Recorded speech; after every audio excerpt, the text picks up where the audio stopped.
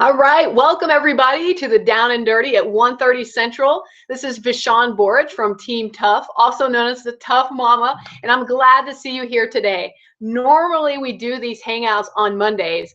However, I was traveling yesterday, and so I decided rather than not have one this week, we would just postpone it by a day. So I hope you're okay with that. And remember, I always record these with few exceptions, unless it's something really a secret, like we do some hangouts which are really catered towards my team. In those cases, I tend to only leave those types of hangouts up for a few days. But for the rest of you, you can expect to see the replay if this time doesn't work for you. And always reach out to me. You can reach out to me. You'll see some links below and over to your left, in which you can contact me if you have any questions. And before we get started here with today's hangout, you'll see right below is our chat role.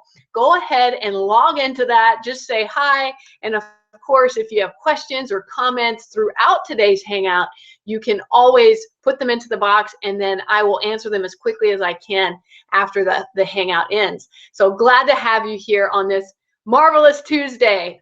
All right, so today's lesson really has to do with creating financial freedom in your life. Because as you know, I mentioned earlier, I just got back from an incredible conference in Vegas, and I learned something really important from that conference. The big thing that I learned is that you have to have a type of energy or a feeling in your life that you already are financially free before financial freedom comes to you. Sorry, there's a fly in here. You have to have that type of feeling, because if you don't have that in your heart, then you actually are repelling income from coming to you. I know this may sound a little out there for some of you that don't believe in like the law of attraction, but I really have found that the more that I focus on the things I do want in my life, and that I set my life up the way that I want it to be portrayed in the future, the more that those good things that I want start coming into my life. Now, it doesn't mean that the law of attraction doesn't mean that you just sit back and watch for things to happen. You actually need to take action. Attraction, if you take away the at of attraction, the word that's left is action. So you have to take action to have attraction. So don't forget that really important part to financial freedom. And to giving you some specific action steps that you can take in your life to set yourself up for financial freedom. So you're going to want to get out a notebook, because some of the stuff I'm going to go over it's kind of intensive. This is a training that I normally charge to do, but I felt it was so important I wanted to give it away for free. And this is really how to set up your banking. Now, I know this is way out there because we haven't really discussed that with my team, or I don't discuss this with a lot of people because it's something very personal, how you do your banking. But I'm going to tell you that ever since I started doing my banking in this fashion, which I'm going to go through the steps here, I have seen my income increase dramatically. And it's allowed me to do incredible things with my life, because as your income increases in your bank accounts, it makes you feel, number one, more free, which is what you're aiming for, right? More financial freedom. But number two, it opens you up to new opportunities, because you don't have that scarcity mindset that you don't have enough money. Because let's face it, when you first start a business, it's a little scary, right? You're worried about where's your next dollar going to come from? Do you have enough money to buy the things that you need for your business? You start coming from a perspective that there's very limited money that you have right now, and that you don't want to use your last dollar. I've heard people say that. And if you think that, when you're paying something to somebody, that it's your last dollar, that's a really poor mindset to come from, because that assumes that you're never going to earn another dollar again in your life. So you have to eliminate those types of words and talk from your life in order to move forward. And by having your bank accounts set up in a certain way, you can start seeing a big difference in your life, because money will be in these accounts. So I hope I haven't lost anyone yet. It's really kind of a deep topic, and I'm going to try to simplify it as much as I can today, because I can guarantee you that in doing this, you're going to have better control over your spending, over your life, over your finances, and ultimately over your financial freedom. All right. So today's lesson is on how to set up your life for financial freedom. Okay, so I'm going to get started. I've got some notes here. So let's talk about your bank, wherever you bank. Maybe you're at a credit union, maybe you're at a bank, whatever it is that you store your money currently. I want you to think about something right now. A lot of people don't have savings accounts anymore. For whatever reason, they don't do that. But back in my grandparents' day, I mean, that was like something that everybody did. And I've taught my children actually to do three things, to separate their money into three things. I actually bought them these special piggy banks that have three compartments in the piggy bank, and they are labeled. One of them says save, one of them says share, and the other one says spend. And so every time that they get an allowance or money gift from somebody like from grandma or grandpa, we divide that up into threes. And sometimes I have to make change for them and things like that. But in doing that, they're realizing that you need to have money that you save in order to prepare yourself for the future, right? You also have to have money that you share, money that you're giving freely to help others. If you go to church, it's money that you would use to tithe. Or if you are just wanting to help somebody, maybe a friend or family or even a stranger is in a really desperate situation, you can use that money to help. And it puts you in a much better place financially to know that you have money there specifically set aside to share with others, instead of feeling like, oh my gosh, I don't have enough money to go out and buy somebody a gift. Now you have that money there, and it's freeing to know that you have that. And then of course the spend account. The spend account, at least for my children, they can do anything they want with that money in their spend account. It's nothing, it's for their own use. It's whatever brings them joy and happiness. And so I don't put any restrictions on that for them, because I'm trying to encourage them that using money and spending money it's a good thing, right? Money is energy. The sooner you realize that money is energy, the easier it's going to be for you to attract more money into your life. Okay, so I'm just going to go a little bit deeper here on that, because this might help illustrate the point. So do you know where money came from? Do you know how it kind of started? Well, from what I've researched, back back in the prehistoric times and things like that, and during early American times, like Native American Indians and all over the world, the way that people got things was they traded for it. So let's say that you wanted some new bow and arrow, or some weapon to help you hunt. Then you would go to someone in your village who made bows and arrows, and you would ask to trade. And maybe they would like some animal skins for a blanket or for clothing. And so you would exchange animal skins for a new bow and arrow. Okay, so you traded. Well, that was fine for a while, but then after, soon, maybe the person that makes bow and arrows doesn't need any more animal skins or blankets. Maybe they have plenty, and really what they would like, is some water or some pottery of something. And you as a hunter, maybe you don't have those things, but this other person in the village does. So then you go to them, you say, hey, do you want to trade some animal skins for your pottery filled with water, so I could give this to the guy that has the bow and arrow? And maybe he does, or she does, or maybe they don't. And then you keep this cycle going, and it was very complex, because sometimes you'd have to go 3 or 4 times down the line to get whatever the person wanted, so that you had something of equal value to trade with them. So imagine the frustration there, trying to trade something if they didn't need what you had. And sometimes you would go through all that process, and then you'd go back to the person that made the bow and arrows, and you had this water cistern with with the pottery, and now they said, well, I already got that from somebody else, I don't want that anymore. So can you imagine the frustration? So somebody, obviously I don't know who it was, somebody had the bright idea, let's use something that has little to no value, but it's kind of like an intermediary, a middleman between the trade, that can be used in any trade. And so at first they came up with colorful stones and gemstones and things like that, that were, to them, they had little value. They were easy to find, but they were something that they could use as a form of payment for the trade. So now they had this, and obviously it evolved until the currency system that we have today. So in reality, money itself has no value, none whatsoever. The value is in what you want. So when you realize that, it's all about projecting, okay, what is it that I want? And what can I offer? Okay, what can I offer to people in order to get what I want? Because you're still trading. You know, a lot of people think if they win $1 million, like in the lottery or something, that they're going to be able to, live the lifestyle that they want.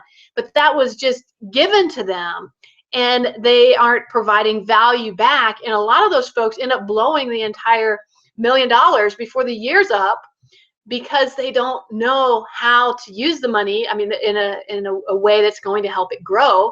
And they also have this energy source inside of them that says, this was given to me and I don't have anything of value to give back. And so there's a disconnect. That's something, subconscious that they might have been going through. There's a disconnect and they don't feel right having all that money. Okay, so I know that went kind of deep, but I'm hoping that this helps you to get over some of the things that's maybe holding you back from success on your thoughts and feelings about what money is. All right, so let's get into the bank account system now, because I'm going to show you a tool or a system that I've used in order to completely transform the way that I manage my money. It's pretty simple, but it's got a lot of moving parts. So I want to talk about each one separately. There's actually going to be 6 different accounts that I recommend that you set up. And I'm going to walk through them and I'm going to say why. And then you choose ultimately if this is something you want to incorporate into your life. But I will tell you, it really has helped me. Okay, so the very first thing that you need if you are a business owner, okay, you need a separate business account. So if you do not have a business account, you're just letting all the money funnel into your personal banking account, then you're at risk, because as a business owner, you need to think about taxes and be able to write things off and keep track of your expenses and all of those things. So if you've started a business and you don't have a dedicated business account, I recommend that you put that as number 1 that you need to do on your checklist. And if even before that, I recommend that you set yourself up officially as a business. And I'm not a tax accountant, I'm not a lawyer, I'm not I'm not a business advisor in that sense, but I can just tell you from my own experience that I've had a lot of businesses in my past, and the ones in which I just kind of did as a hobby never really turned out as successful as the ones that I planned from the beginning, that this is a real business and I'm going to treat it as such, no matter if I wasn't earning any money from it as of yet. Okay, so make sure you set up a business account and meet with somebody if you don't have all the business paperwork necessary, because you will have to show your banker, if you set it up at a bank, your business name, your articles of organization and things like that. You can look that up online. If you're in the US and you're watching this today, we have a free resource called SBA. That's S as in Sam, B as in boy, A as in Apple. And so that's SBA.gov, G-O-V. That's the Small Business Administration. And it's a free resource for setting up a business. And there's all kinds of great documents and things in there, and resources, of course, to help you in setting up your business as a real business. And once you have all the documentation filled out, and you can even meet with a counselor on the SBA site free of charge. They'll hook you up with one in wherever you live or near you, so that you can work out how do you set up your business. Okay, once you do that, set up your business account at the bank. Okay, so that's account number 1. Now, here's what you're going to do with that business account. Okay, every single time that you earn money from your business, and it could even be as little as $1, you're going to make sure that it goes directly into that business account. Okay, so what I do with my business is I have income that comes in from my business automatically drafted, so that when it comes through on the internet, because I'm in an internet business, it automatically sends and drops into my bank with every Friday. Because we get, my business, all of the checks and everything are tallied and totaled on Friday automatically. And then those are made available on an online banking account, which I automatically have it set to transfer into my personal business account here locally. So it's really a nice system. And then I can get a printout from my bank, or my bank offers online banking. And in that printout, I look at the total that was deposited in there at the end of the month. I look at that total, and then I take out from that total anything that's over my operating expenses for my business. By operating expenses, I mean like things like subscriptions. Like our business does have some of our products have subscriptions that are every month. So I think it's about $197 a month for all of my subscriptions through my business. And then I also have a few other subscriptions, such as through Lead Pages and ClickFunnels, and just some other softwares that I have. So I know how much my business overhead is. And compared to a brick and mortar business, the internet business expenses are very, very low. And it's less than $1,000 a month. So to me, that's incredible, because my little martial arts studio is closer to $2,000 a month just in overhead alone. So it's really cool, and I make more money with my internet business. So with that said, you want to make sure that that money is there, so that any of your subscriptions, I have that automatically come out of my business account. I don't even have to write a check. I have it set up so that every month those subscription fees come out of my business account. Now, here's something else I do with that business account is I leave money in there for taxes. So it's very important, because as you make more money, you want to make sure if you make a certain threshold in the US, and I don't know if you're in another country how it works with your tax system, but as you make more money, your tax percentage is going to go up or down. So you need to make sure you have enough in there. I am not a tax accountant, but I will tell you what my tax accountant told me to do. And I encourage you to go and speak with a certified tax accountant and find out what's right for your state if you're in the US. For me, they told me to have, for every dollar that I get in there, 37% I should keep in an account so that I can pay taxes with it. And what I actually did, because I thought this was a good idea too, is with my business account, I also have a savings account attached to that business account. And then I put my taxes, so 37% of every dollar, I have that automatically drafted, and your bank can set this up for you to drop that into my savings account. So what's cool then is that that'll earn interest. It's an interest-bearing savings account, so that if I keep it in there until the next tax time, I perhaps will have earned some interest on it, depending on how much is in there. And that's a little extra money that I can use then for the next year, or as income if I don't have to spend all of that on taxes. So just giving you a little background. I know this is going to get a little deeper than I normally go on these calls, but this is important stuff, because you can't be financially successful if you don't know how to manage money. Okay, do you understand that? You really can't be financially successful if you don't know how to manage money.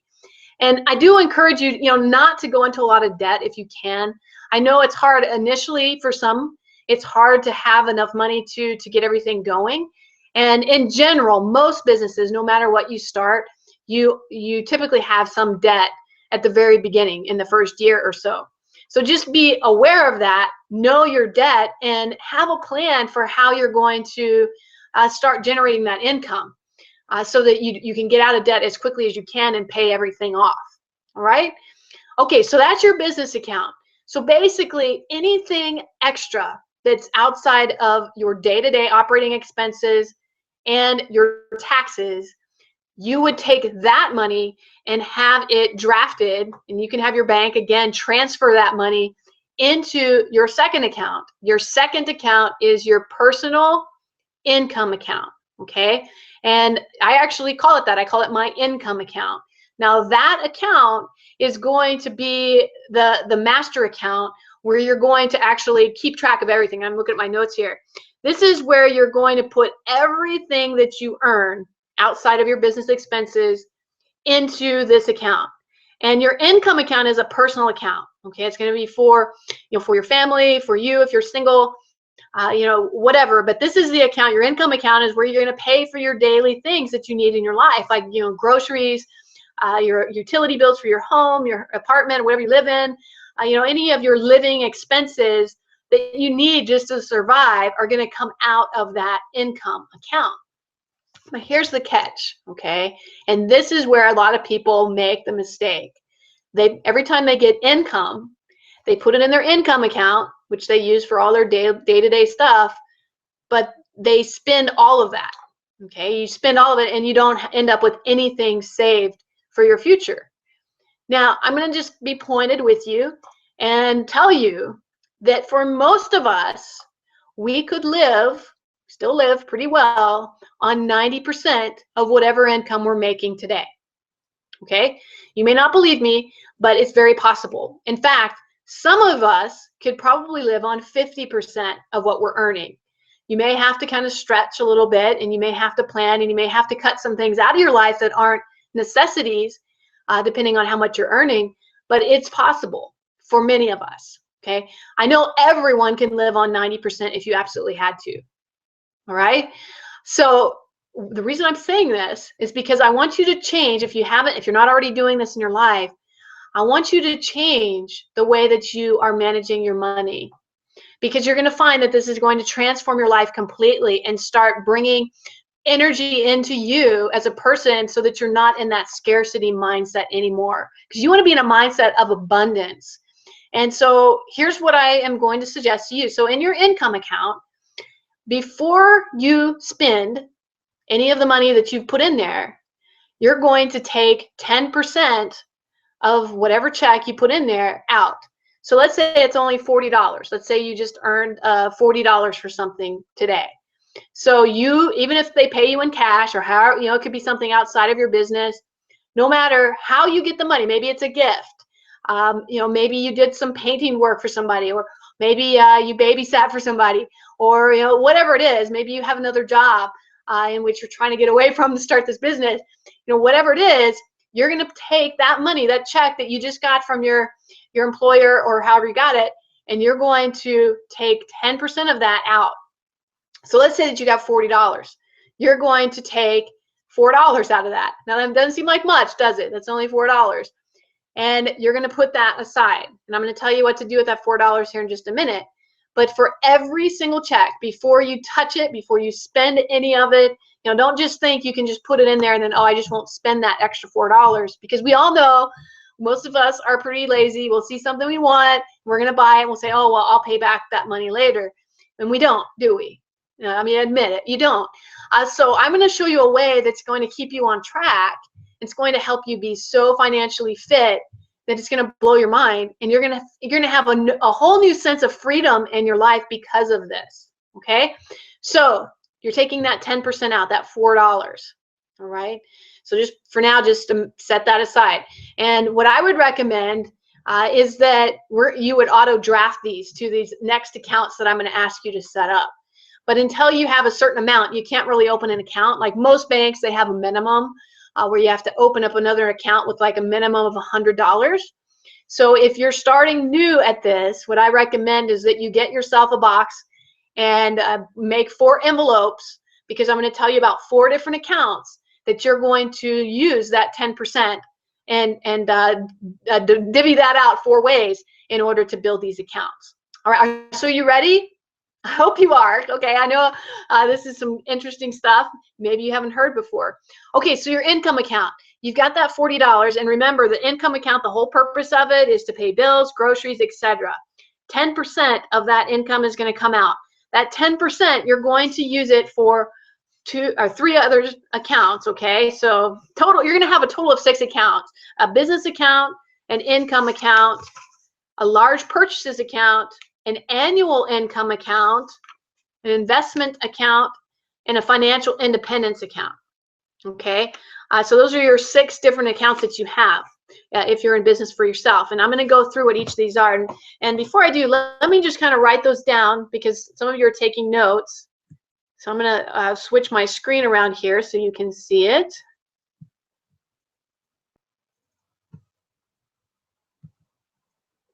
Maybe.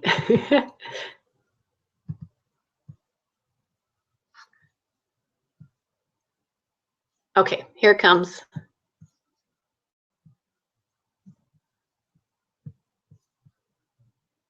All right, so I've got a big notepad here. So we already talked about the business account. So let's just write that down so we're all on the same page. And this is for business operating expenses and taxes. And optional, I said, set up a savings account to put 37% taxes. And this is what my tax accountant said. So every business income that comes in, I put that 37% taxes into a savings account. Usually my taxes are way less than that, but 37 would be the maximum tax bracket that I would be in depending on how much I earned. And so that's what she told me to do. I recommend you'd meet with somebody in your own state or country and ask about, what's the percentage of taxes that you should be setting aside for every, business exchange that goes on. Okay, and then the second account we just talked about is that income account.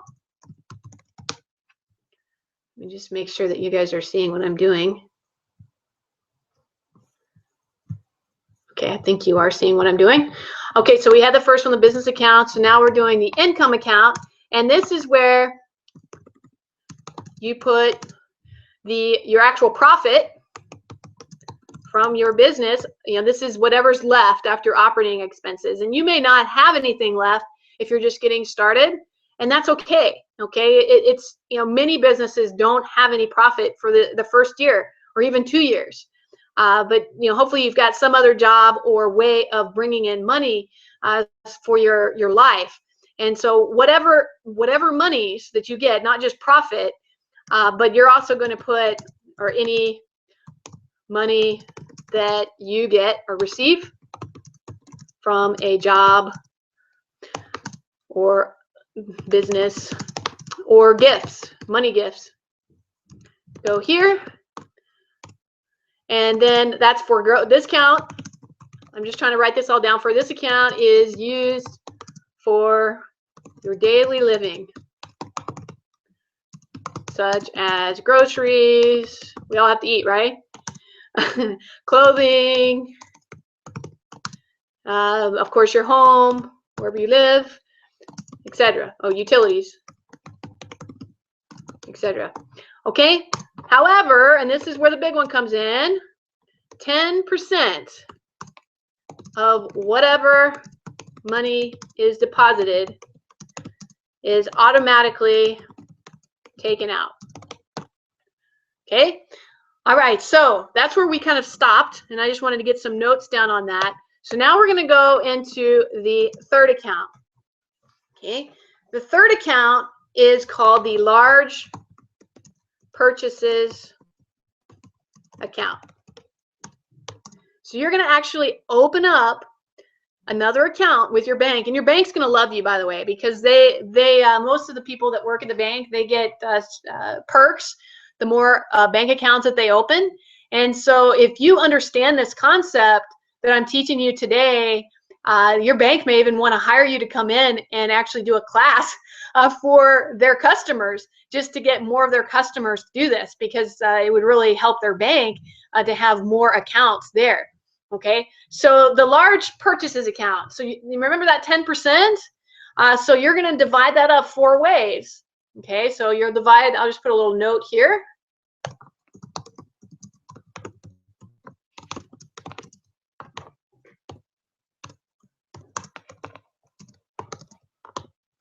Okay, so that's what you're going to do, and you're going to split it up so that you've got, a fourth of that is going to go into your large purchases account.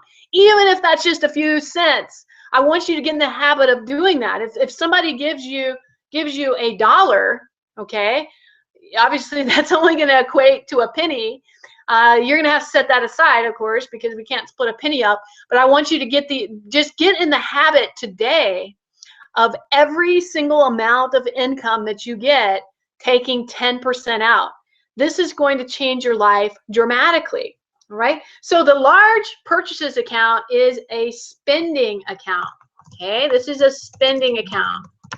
So those of you who love to shop, you're going to absolutely love this account, because the whole goal of this account is you must, I'm just going to write it out, must spend all of the money in here. Okay, so you probably are giggling at this one because initially you're not going to have anything in it. So let me explain how this works. Okay, so the whole goal here is it teaches you to spend money without guilt. Okay, some of us, when we go out and we spend money on ourselves, we get guilty, don't we? You feel like that money could have been used for something else, like maybe your spouse, or maybe your children, or maybe your parents, or whatever. You feel like by spending money on yourself, you're being selfish. So the key to this is to get you used to being financially free from the mindset of having a scarcity mindset. You have to get over the whole thought of spending money, because spending money is noble. Having money is noble. It's something you can use for good. But you also have to be okay with spending it on yourself. I mean, isn't that kind of the goal of being financially free? Now, some of you, and I know there's some of you that are laughing because you're saying you already spend money on yourself, and it's not a problem. But for many of us, even those who like to spend money and go shopping, I bet you anything, sometimes you feel a little guilty for how much you spend. But if you have a large purchases account that specifically is set aside just for spending, you know that money is for you to spend, and so it takes away that guilt. So let me give you a little more example of what you're going to do. Okay, so you're going to fill this account with money. You're not going to just spend it, right at once. So back to that $40, we only had $4, so you got $1 that you're going to put in your large purchases account. That's not a lot to start with, right? And you're probably going to have a minimum of 100 collected. So just have a box with 4 envelopes, maybe a shoe box, until you get a pretty good amount in which you can open up these 4 accounts that I'm going to be sharing with you. I'm sorry, 5 accounts, and 6 if you include the business account. So what you're going to do here with this large purchase account is you're not going to actually spend the money right away. You're going to maybe wait until it reaches a certain threshold, and you choose what that threshold is. I mean, maybe it's $500. When it reaches $500, you're going to go out on a shopping spree, and you're going to spend it down just to the minimum, because many banks, they will charge an overage if you go below the minimum that they want in the account. I do recommend with this account that you get one in which it has interest. Any account actually, except for the income account, which you're going to use for all of your daily living. That's the only one that I would not recommend that you get an interest-bearing account. So the rest of them, if you can, depending on how much you have to put in them, get an account that has an interest-bearing account.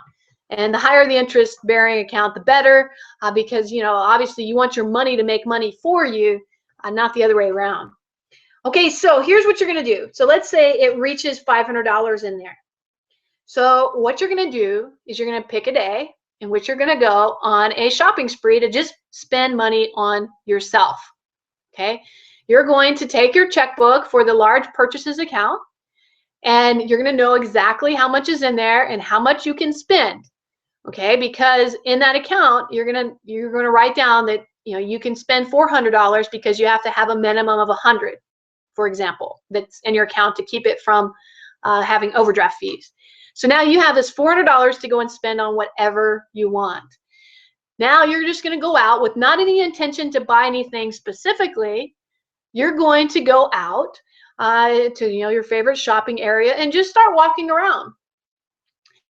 And when you find something that you just think you really would like that, and it kind of makes you happy to think that you have the money to have it, it has to be something within the $400.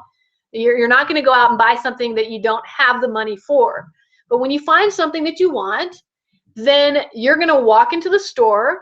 You're going to ask the sales clerk how much it is, including tax, and then you're going to write that down in your large purchases account checkbook.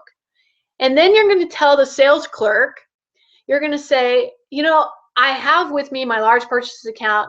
However, whatever it is, say, I'm not going to buy this today, but would you be willing to put that on layaway, or put it away, so that I can come back in 48 hours to buy it? And perhaps you can tell them. I mean, I don't want you to lie, but some people are going to kind of question, why don't you want to buy it right now? You might just tell them that maybe you're buying it for a gift, and somebody's with you, you don't want them to see, whatever. It is a gift, really. It's a gift for yourself.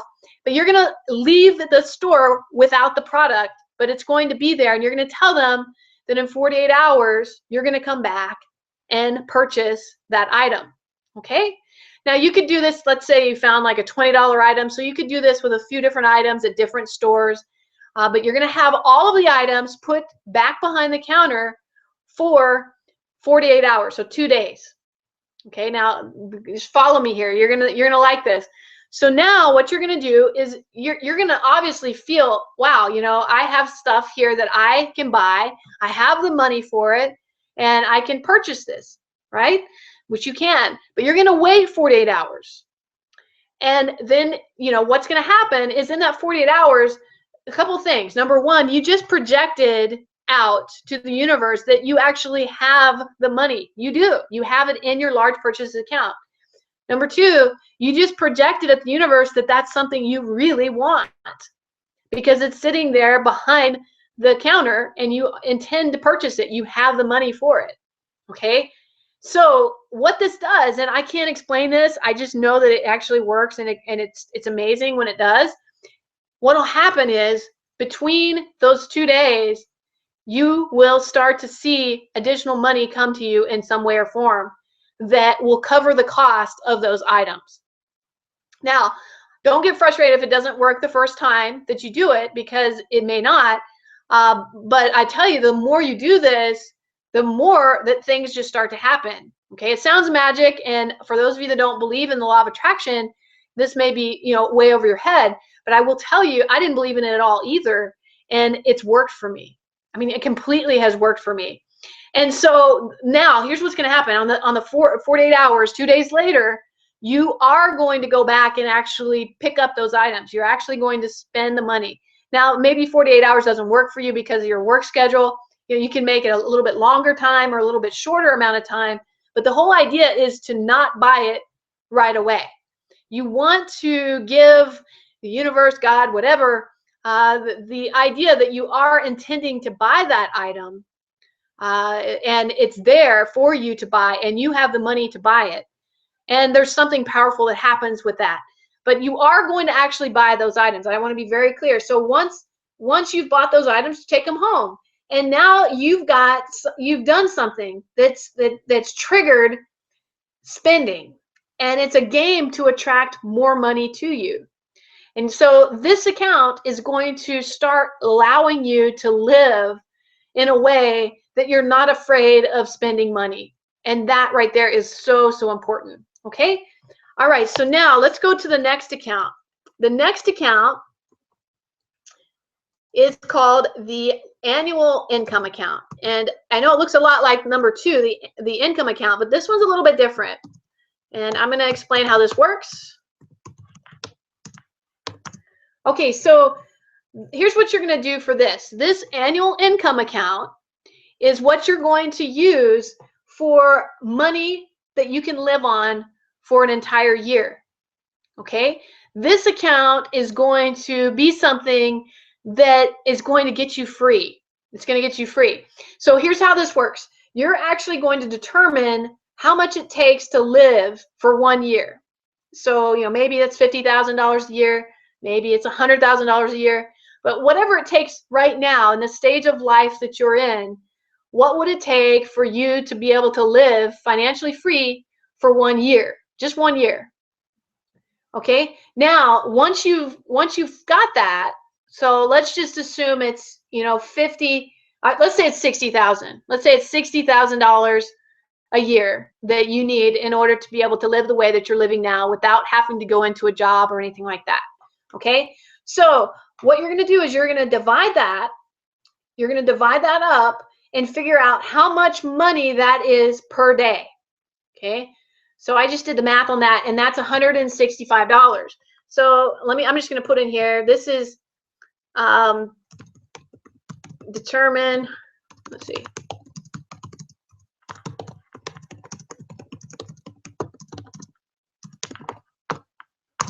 Okay. All right. So you're going to determine that. And then you're going to figure out how much money that is per day. So let's say it's 60,000. We'll do an example. 60K. Okay. For 1 year. All right. And then you're going to figure out how much money that is per day. How much per day? And that equals, let's see, $165. Okay. All right. So once you have $165 in this account, you're going to choose a day of the week and you're going to write yourself out a check from the annual income account for $165, and you're going to put it in an envelope, and you're going to mark on the front of that envelope salary for the day. Okay, and then you're going to set that, and you'll do it in the evening, you're going to set that over where you get breakfast or coffee or whatever you do first thing in the morning. And so when you get up that day, the day that you choose, you're going to see that there's a check there for $165, because that's how much we determined if you needed $60,000 for 1 year to live, that there is a check there. With that money, you are going to choose, once you have it, you're going to use that money to go and buy something, okay? So you can basically plan to buy something or take the day off or whatever it is, but it's going to give you that freedom, like, wow, my money is making me free. Okay, so you're only going to do that like 1 day. So it may take, you know, a few days or weeks or so in order to generate the $165 if you're just starting out with this 10% plan. Okay, once you've done that, then you're going to do it for a week. So you'll determine how much money, how much salary would it take for you to have enough money to live for a week. So you can figure this out. If you take 165 times 7, I believe that's 1,162. So for 1 week is $1,162. Okay, and then when it reaches a week, when you have that amount that's been accumulated in that account, you're going to do the same thing. You're going to put it in an envelope. You're going to write yourself a check, you know, for $1,162, and then that evening you're put that by where you do breakfast, and in the morning there's your salary for the week. And I encourage you to actually take a week off from your job when this happens, because now you have just got to a week. You have just raised 1 whole week's annual income, and that's pretty exciting. So you go out and you celebrate. What this is doing is it's creating a feeling inside of you that you are getting close to being financially free. Okay, and once you've done this 1 week, and again, you're only going to do this once, then you're going to keep saving money until you have a month's salary. 1 month. Okay, and I suppose we could figure that out. So let me get I didn't figure that one out before this call. Some of you who are really good at math probably already have it figured out. I am not one of those. I'm not one of those people. So 60,000 divided by 12, so that's $5,000. Okay, so once you have $5,000 saved up in your annual income account, you're going to take 1 whole month off from work. Okay, now you have done something amazing. You have just generated enough income that you can actually live on for a month. Okay, and the whole purpose of this, again, is you're creating a new energy level for you on on how money works. And again, you're only going to do that 1 time. Okay, once you have a year's salary in here, 1 year, 1 whole year, so that's 60,000 saved up, you're going to quit your job. Okay, I mean, I'm just telling you, this is kind of what I did.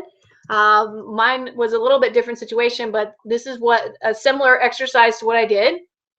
But I can tell you that once you have a whole year set aside, you know for a fact by that point that you can live for an entire year, and you're going to be able to create a business and generate the type of income that you need to live on your own.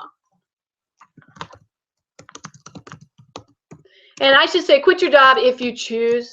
I mean, some people just absolutely love what they do for a living. If that's the case, don't quit. But if you don't like your job and you've always dreamed of having your own business, this is the time to do it. When you have one whole year of annual income, you can now be in control of your entire destiny and do the things that you've always wanted to do. Okay, so this is a very exciting account, and I really encourage you to do this. I mean, some of these you're thinking, wow, this is such a different way of thinking about finances, but it really does change the way that your life works. Okay, let's go to the next account. The next account is your investment account.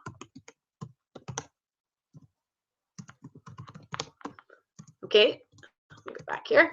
Okay, so your investments account, this particular account is only for investments. Okay, and the only thing you can do, you can never, ever, ever take money out of this account. Okay, no money comes out, just for your own purposes.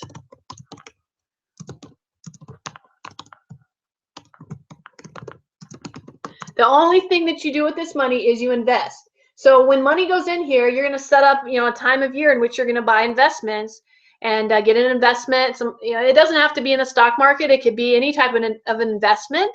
It could be even a business investment. But the only time that you're going to move money out of here is if your investment that you're planning on using the money for is going to give you a higher yield. So by that, I mean, let's say that you already have some investments and they're giving you a 4% return on your investment. And all of a sudden you see that there's another investment opportunity that's going to give you a 10% investment. Obviously, then that would be a good choice, and that would be a better yield. So you would move the money into that investment. Okay. So, and remember, you're going to do this for every single income that comes in. That 10%, you're splitting up 4 ways. This is one of the accounts that's going to get a quarter of that 10%. So you're going to start seeing a lot more investment potential for you, and your investments are going to be something that funds you for your retirement and for when you are done working and maybe you become at a point in your life in which you can't work. You need to have those investments for that purpose, and this is a great way to get that going. So that one's pretty good. I mean, those are the main ones. Now here is my absolute favorite account, and that's why I saved it for last. Okay, this account is your financial independence account.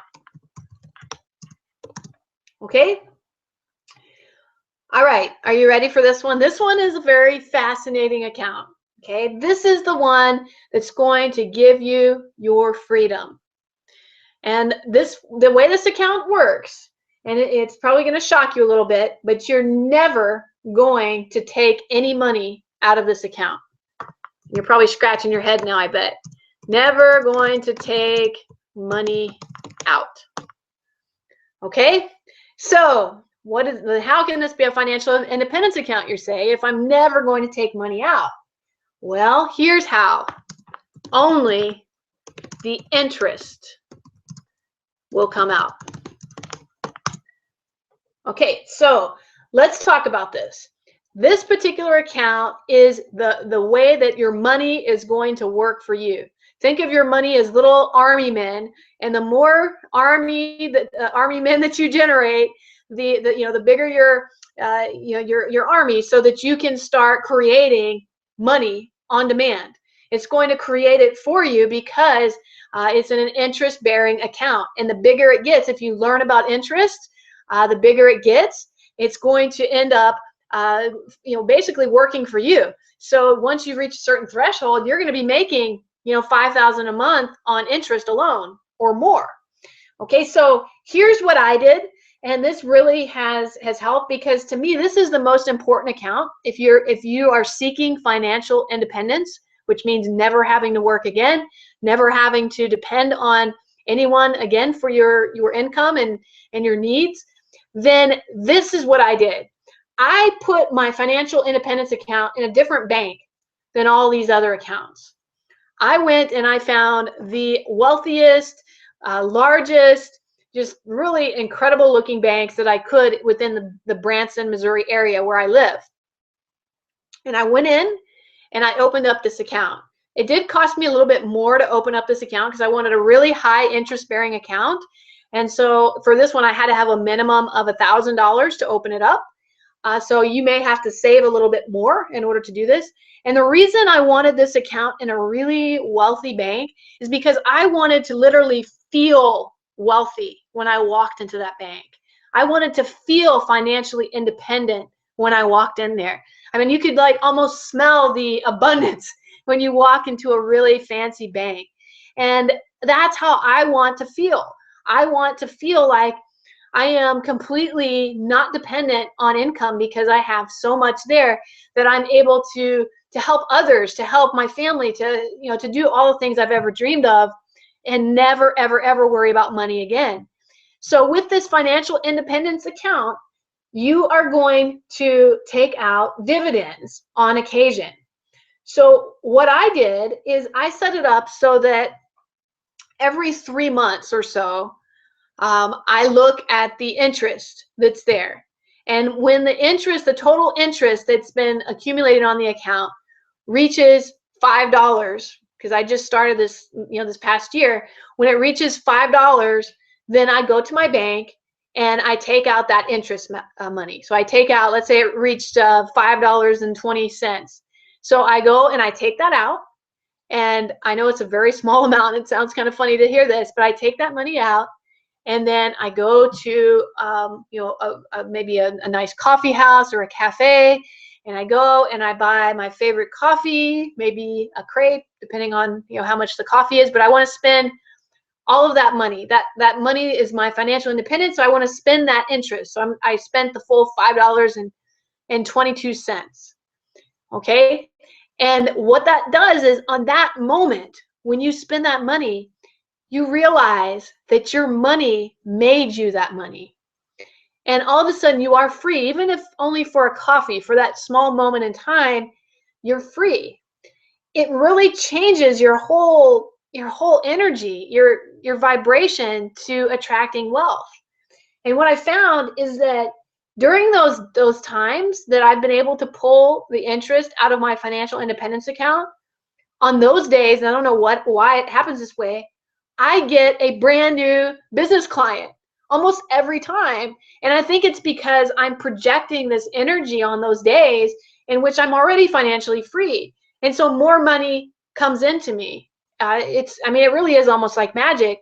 But the goal of this account is to reach a point in which your financial independence account, the interest alone, produces enough money so that you could live very comfortably for the rest of your life. And believe it or not, that won't take long if you do that, taking 10% out of whatever income that comes in. Okay, so that kind of sums it up as to how it works. But your whole goal here is to create a pattern of prosperity. Okay. Oh, I did want to say one last thing right here in the financial independence account. Let's say I did not spend the full $5. Maybe I, just bought a small coffee or tall coffee and it didn't equate to $5.22. Anything that's left, you put it back into the financial independence account. So don't, if you don't spend all of whatever's there, put it back into that account, because that account is a very special account. And even if you only put a few cents back into the account, there's something to be said about that. It creates discipline. And by having discipline in your life, you're going to start being much more financially independent. So I'm going to flip the hangout back around and just kind of close, because we're towards the end of our hangout.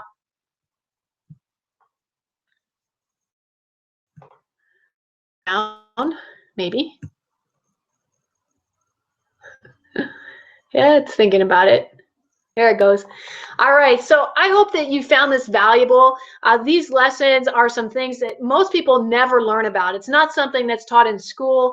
It's not something that most of your families talk about, unless you have a family who's very wealthy and into finances, it's not something that's often mentioned.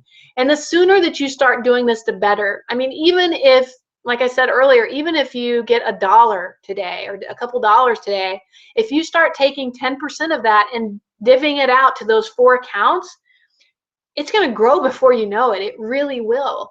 And it's such a freeing thing to see that you have money when you need it. And it's there, for emergencies and whatever else. You've got that there. So I want you to start doing this. Tell me how it goes. If you found value in this, please comment below. Feel free to reach out to me if you'd like to learn more about what my business is and what I do and how I help others to be financially free. So make it a great day, and we'll see you next week. We'll be back on schedule for every Monday. So I'll see you next week on Monday at 1:30 Central Time for the Down and Dirty at 1:30. Take care. Bye.